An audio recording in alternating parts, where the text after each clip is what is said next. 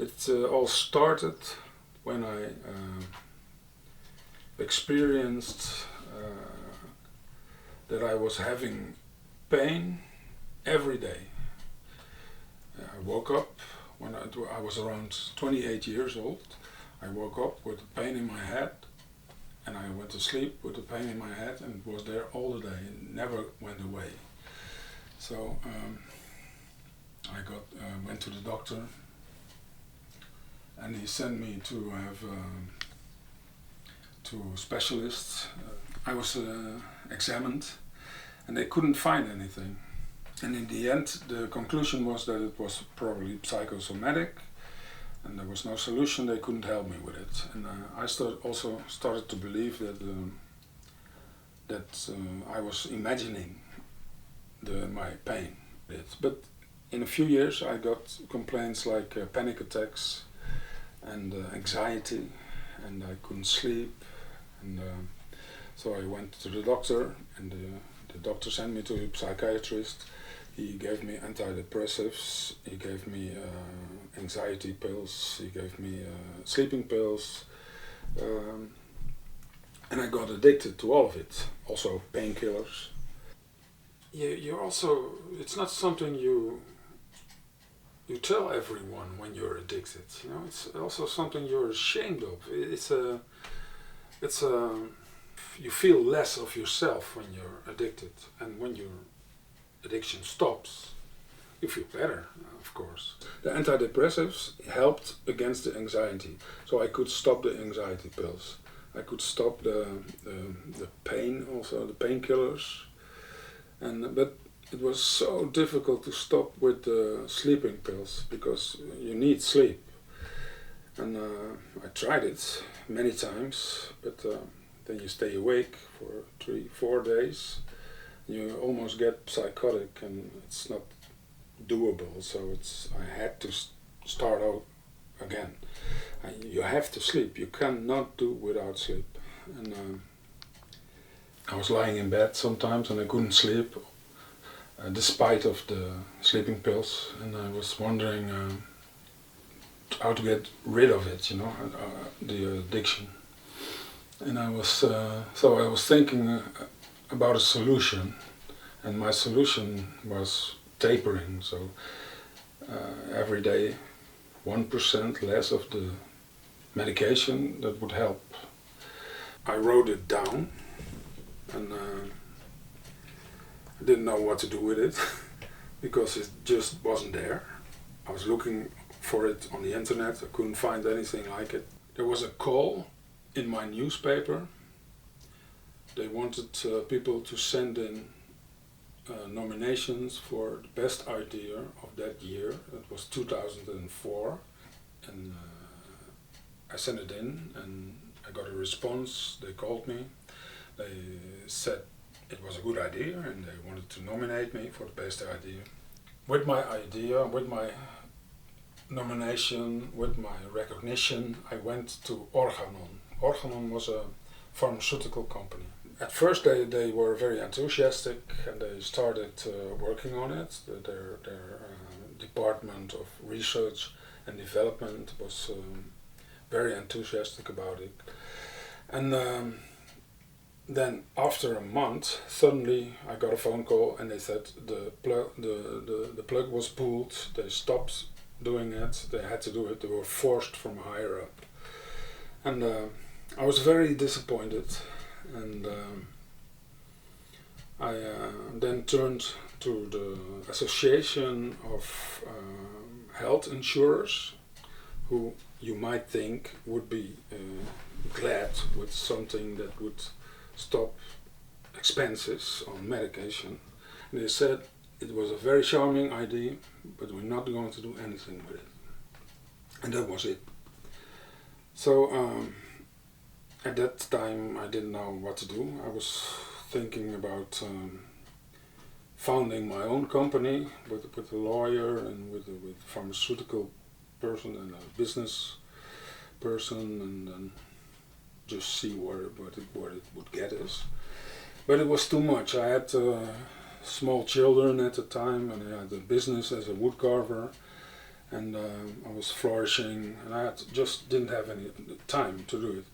So as one last effort, I was looking on the internet, and I found this professor in Leiden at the university, and his name was Dick van Beckham, and he was an emeritus professor, so he was not working anymore, but he had a foundation called Cinderella, and I wrote him an email with my idea, and then he called me, and we talked about it, and then a week later he called again, and he became more and more enthusiastic about the idea, and in the end he said, we're going to make this as a spearhead of our what we do. This is the most important idea what we have at the moment.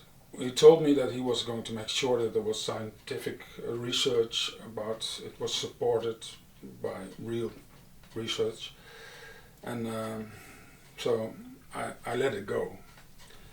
I went on with my life, and in 2016 my left arm became paralyzed, and there was I went to the hospital, and then they found out that in my neck I had a problem called stenosis, which caused all the pain for a long time, which wasn't diagnosed earlier. But when I was finished with that, and I had to do revalidation and so on, I was still addicted to medicines, and especially the sleeping pills. And I was starting to look on the internet again because I wanted to end the sleeping addiction. And by coincidence, I found the tapering strips, and I thought, hey, it's my idea. That's what I sent an email to the people who were working with it, and it was Paul Groot.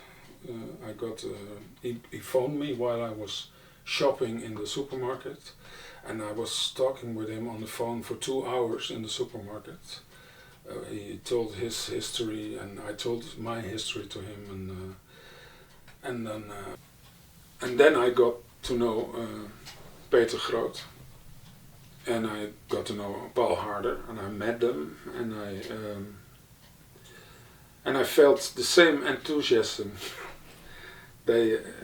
as I had about the idea, and you feel immediately related. Also, you have something in common. There's a common ground. You feel that you're actually accomplishing something. There's actually giving birth to something new, what is very exciting and important, which is going to change the world. And I was from the beginning, when the first time I thought about it, I was also realizing that this was very important. I couldn't convince anyone. I met Paul Harder. He showed me his factory, and he was very proud of his factory, and he produces all the medicine himself. He has a laboratory, and he has the machinery to make the strips, the distribution. Paul Harder gave me the prescriptions for the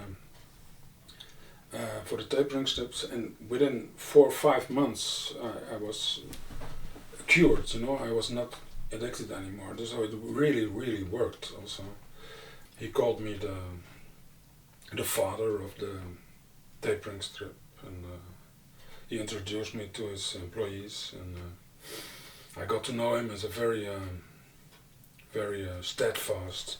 He's the right person for this. He has a vision, and he's a hero. He does it.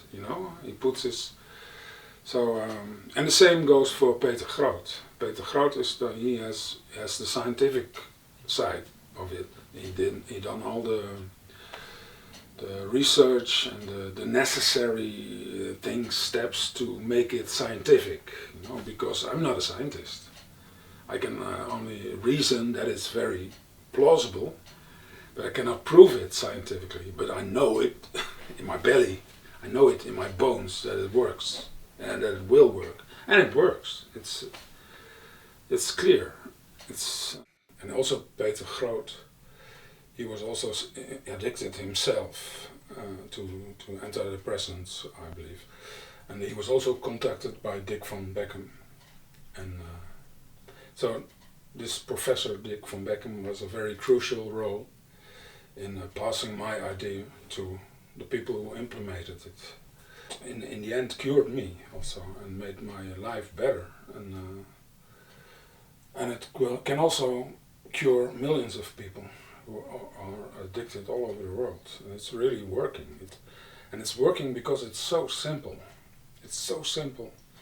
And the simple ideas are the best, you know. And the reason that health insurers don't want to pay for it is because it's working. And it's a paradox, but it's really all about money in their eyes. Everything is about money, and that's wrong.